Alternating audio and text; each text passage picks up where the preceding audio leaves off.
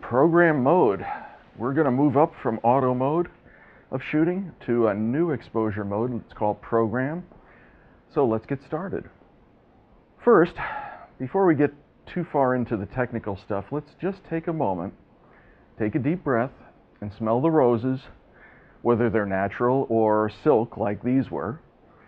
We've covered quite a bit so far, and we're only in our second module of the first course. Wow! As we move from course to course, you're going to be building on your knowledge, adding to that foundation that you're building right now, and keep growing in your skills and creative abilities. So I encourage you to take some time, review the lessons that you've already covered, and remember at this stage, the most important thing is to get comfortable with that camera and get comfortable with the idea that you're going to take control of it. It's not going to control you. And you're also going to control the pictures that you're making so that they really come out like you want them to, not like somebody who designed the camera and the computer systems and so forth wants them to. But don't pressure yourself too much. Do enough work to gain the confidence that you need, gain the knowledge that you need, and then act on it. Okay, back to work.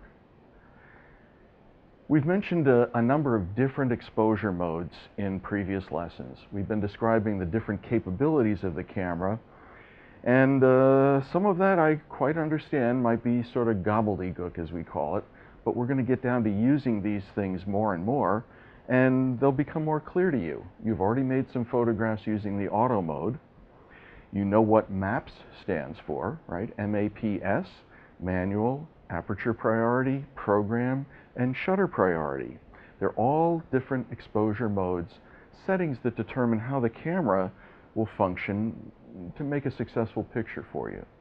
Now, if you're participating in the assignments and the peer reviews, which I hope you are, you've already made a picture and shared it with your fellow learners and gotten some feedback using the auto exposure mode. Remember, with auto, the camera makes all the decisions, and that includes focus. What we were doing in that assignment was getting out and trying to express what it is that's important to us without worrying too much about technique.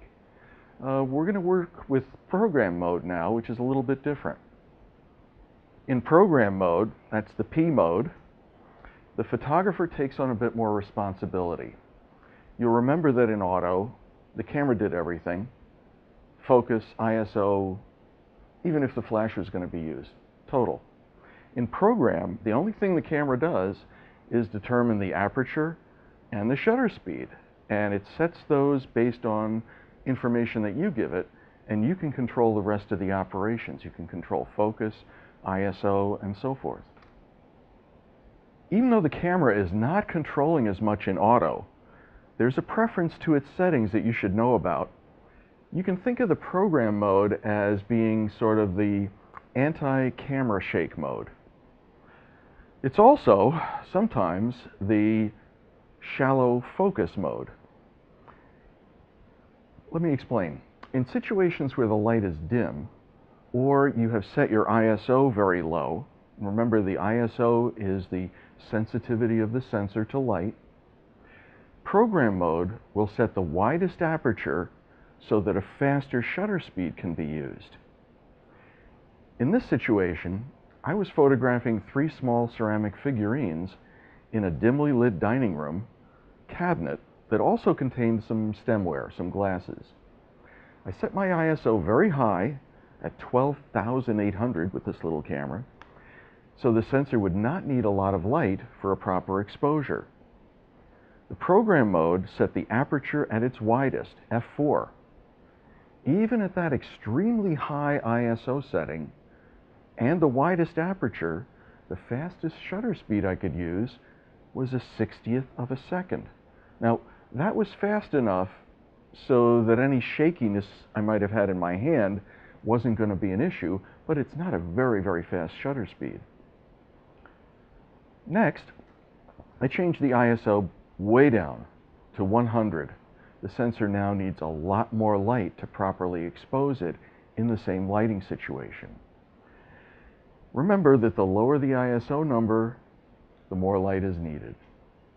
The program mode still selected that widest aperture, f4, big wide hole, but because the light was so dim, the fastest shutter speed it could use was 1/2 second. That's a long time. That's a very slow shutter speed. And obviously my hand was shaking a little bit. The closer you're focusing, or the longer the focal length of the lens, the more you've zoomed out or zoomed in, the more blur you're going to get with even the slightest movement. For this photograph, I photographed the silk roses in the same lighting conditions as the figurines. This one again with a very high ISO of 12,800 so that I could use a shutter speed fast enough to freeze the image and avoid camera shake. This would have been a good choice if I was photographing a person or a pet also, not only to avoid blur from my movement, but also from any that they might make. For this photograph, I moved the roses outside on a chilly winter day in Michigan, and they were placed in an open shaded area. The ISO for this picture was set again at 100, just like the first picture I made indoors of the flowers. The program mode still favors, remember, the faster shutter speed, so it's going to use the wider aperture, in this case again f4, to allow the most light possible to enter the camera. And the shutter speed for this picture was 1/160th of a second, a bit faster than indoors. Changing the ISO to 6400 made the sensor much more sensitive to light. And in this case, program mode shifted a little bit in terms of its preferences for shutter speed and aperture. It determined that at 1/1250th of a second, there would be no blur from camera shake. Okay. And even though it could have selected a faster shutter speed on the camera to use that widest aperture setting again, f4, it allowed a smaller aperture to be used to increase the depth of field. What's depth of field? Well, depth of field is the area within which things are reasonably in focus. Program mode is first and foremost designed to avoid camera shake blur. But at higher light levels and higher ISO settings, it'll also create greater focus areas. While depth of field is a concept we will address in another lecture, referring to that focus area, you can see from this picture how much sharper the foliage is in the background.